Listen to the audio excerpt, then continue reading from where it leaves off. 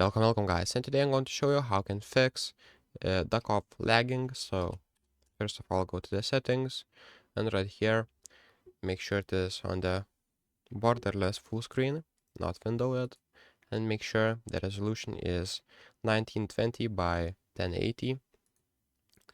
And to the graphics settings, if you go, turn off the VSync.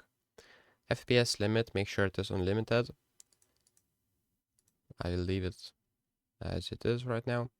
For FSR1, just test it out, but if you're having pretty bad lag spikes or just lagging, just enable for the ultra performance. Interface shadow effect, make sure it is off. Ambient occlusion quality off. Shadows off. Grass display just off. And for this, set off too. And it should fix your lagging.